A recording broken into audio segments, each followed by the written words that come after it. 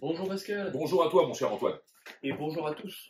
Bonjour à tous. Aujourd'hui, nous allons vous présenter la prochaine grande tournée qui se nomme The Spring Wine Tour et qui aura lieu du 1er au 29 juin. Et Pascal, ici présent, président et directeur de la BVSA, va répondre à mes questions. Tout à fait. Pascal, es-tu prêt? Oui, je suis prêt. On y va. Comment se déroule donc cette tournée en France? Alors, je dois vous dire en premier que c'est une tournée qui est inversée. Jusqu'à maintenant, on allait aux États-Unis, au Mexique et au Canada avec les vignerons rencontrer les acheteurs qui s'inscrivaient. Cette fois, c'est l'inverse. Je viens en France avec nos meilleurs acheteurs, ceux qui depuis 10, 15, 20 ans font tourner les membres de la PVSA. C'est une façon un petit peu de les remercier de leur fidélité et de la confiance qu'ils nous ont donnée. Et nous allons aller donc dans les principales régions viticoles pendant une dizaine de jours, pour ne citer que la ville de Reims, Strasbourg, Beaune, Lyon, Bormes-les-Mimosas, nous passerons d'ailleurs le week-end, Montpellier, Bordeaux et Tours. Donc, chaque jour, je suis avec entre 10 et 15 acheteurs. Nous nous arrêtons dans ces hôtels. Les vignerons nous attendent dans les salles de dégustation. Les rendez-vous ont été préétablis à l'avance.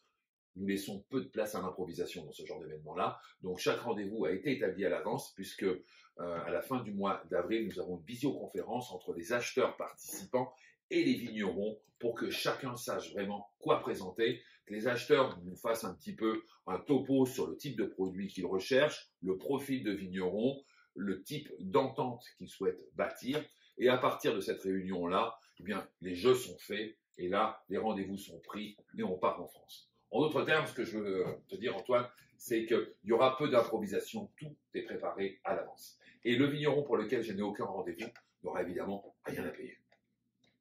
Qu'est-il fourni aux vignerons lors de l'exposition dans les différents hôtels? Eh bien, on fournit l'essentiel, c'est-à-dire le carnet de rendez-vous avec le profil de chaque acheteur, l'expérience personnelle que j'ai eue avec chacun de ces acheteurs que je connais et les objectifs de l'acheteur. Si l'acheteur est là pour bâtir un partenariat à long terme ou s'il a besoin de 400 caisses pour combler une commande, je vais vraiment vous donner le profil de chacun de ces acheteurs. Bien évidemment, l'hôtel s'engage à vous remettre une table avec des verres et puis pour des raisons sanitaires, on vous demande d'apporter votre crachoir avec vos échantillons, évidemment.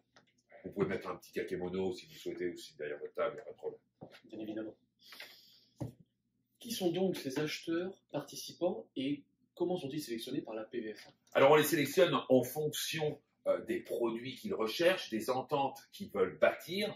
Avec le pôle acheteur, Oscar et Emma, on reçoit beaucoup de demandes actuellement. Il faut dire que aller en France au mois de juin pour un acheteur, c'est quand même agréable, on va se dire les vraies affaires.